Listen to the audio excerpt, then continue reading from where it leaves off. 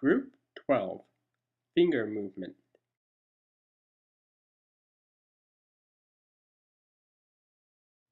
Squeeze movement. This symbol is for finger movements. The movement is at the middle knuckle joint here. It would be used with signs like ask. This would be a way to write ask without the single squeeze movement symbol. This would be a way to write ask with the single squeeze movement symbol. Both are correct. The two filled dots mean a double squeeze for signs like milk or asking.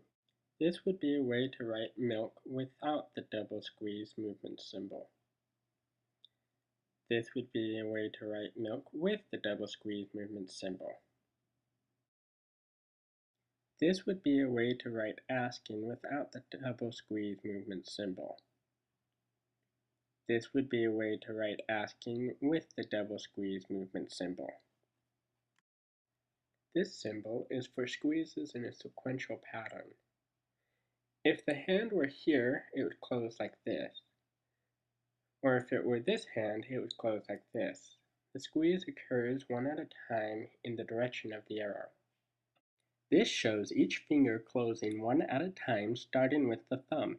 However, the starting hand shape is not shown. This shows the same thing with the starting hand shape and might be a favorable choice if the starting hand shape is more important to the sign's meaning. This is one way to write far out. Notice the sequential squeeze is on the ending hand shape. This is another way to write far out. Notice that since the position of contact is important, that the sequential squeeze is placed on the starting hand shape. Flick movement. Remember, the last symbol was a dark filled dot, which meant a squeeze. This symbol is the exact opposite. It's a flick. This would be used in signs like 11. This would be a way to write 11 without the single flick movement. This would be a way to write 11 with the single flick movement. Understand would use the repeated flick movement. This would be a way to write understand without the repeated flick movement. This would be a way to write understand with the repeated flick movement. This symbol is like the sequential squeeze before. The flicks progress in a sequential pattern in the direction of the arrow. It would look like this. This shows each finger opening one at a time, starting with the thumb. However, the starting hand shape is not shown.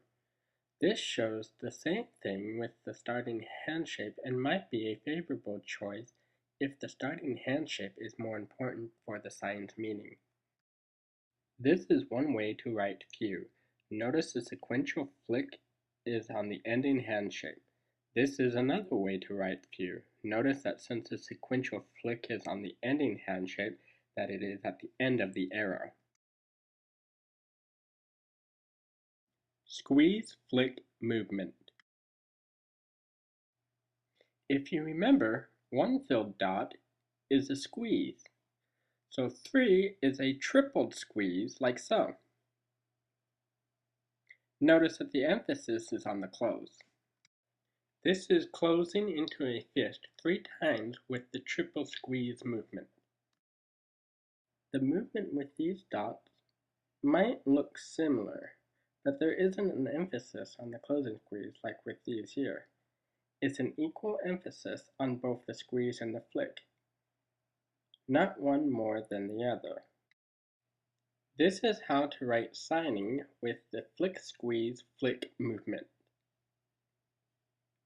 This is how to write amaze with the flick squeeze movement. This symbol here with the 2 rows of squeeze and flicks means an alternating squeeze flick movement. When one finger is squeezing to close, the next finger is flicking to open, so it looks like this.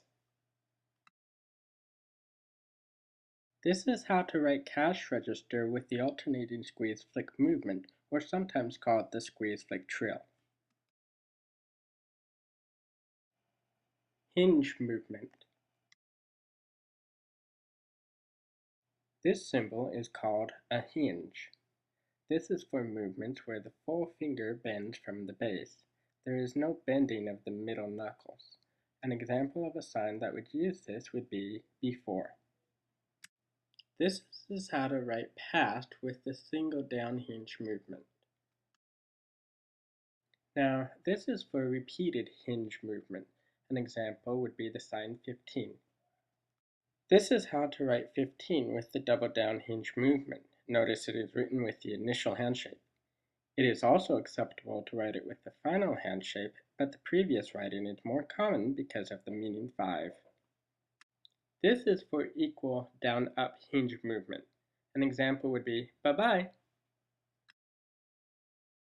This is how to write bye-bye with the down-up down hinge movement.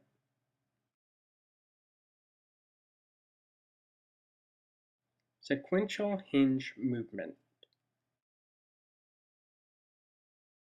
You have seen another pair of symbols that look similar, except there are dots along the arrow instead. These are a trill with the mid-finger knuckles. This part of the symbol refers to the knuckles at the base of the fingers, which is how the sequential trills occur. So if I started with this hand shape within this symbol, each finger would open one after another, like this. This shows each finger opening from the base knuckle one at a time, starting with the thumb. Notice the starting hand shape is not shown. This shows the same thing with the starting hand shape, which might be the preferred writing if the starting hand shape is more important to the signed meaning. This trill would close one finger at a time, like this. This shows each finger closing from the base knuckle one at a time, starting with the thumb. Notice that the starting hand shape is not shown. This shows the same thing with the starting hand shape, which might be the preferred writing if the starting hand shape is more important to the sign's meaning. You have now seen both of these symbols. Remember that these dots mean the bending occur at the middle part of the finger, like this. The symbols on the right here mean that the bending is at the base of the finger. So if I had with this top left symbol a 5 hand, the fingers would close into a fist one finger at a time, like this. With this bottom left symbol here, the fist would open one finger at a time into a 5 hand. Now, with this top right symbol here, the same 5 hand would close into an angled hand shape one finger at a time because the bending occurs with the knuckles at the base of the fingers, not at the middle knuckles of the finger because that would be the symbol on the right. So this bends at the base. This bottom right symbol would open from the angled hand shape into a 5 hand. The symbol on the right would start with the fist rather than the angled hand shape. Hinge trill movement. This is a trill symbol. These first two are not used here in America that much, but other countries seem to use them more, for example Spain. They use a lot of signs that use this symbol. There's one sign that kind of looks like this, and this would just be it repeated. This is how to write a single hinge trill into an angled hand shape. This is how to write a repeated hinge trill into an angled hand shape. Now in America, there are a lot of signs that use this third symbol, for example fingerspelling and snow. Color is another sign. So this type of movement happens a lot in ASL using this symbol here. The first two don't seem to occur as much. This is how to write fingerspelling with the equal up-down hinge trill movement. This is how to write snow with the equal up-down hinge trill movement. This is how to write color with the equal up-down hinge trill movement. You have seen these symbols already. They are both trills. The difference is where the movement occurs. The upper symbol's movement is on the mid-knuckle joints. The lower symbol's movement is on the base knuckle joint. It moves like the door on a hinge. So the upper symbol will be with signs like cash register, while the lower symbol will be with signs like fingerspelling. Scissor hinge movement.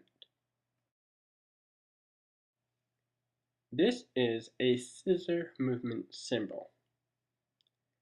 This symbol is made up of two lines above and below the hinge symbol.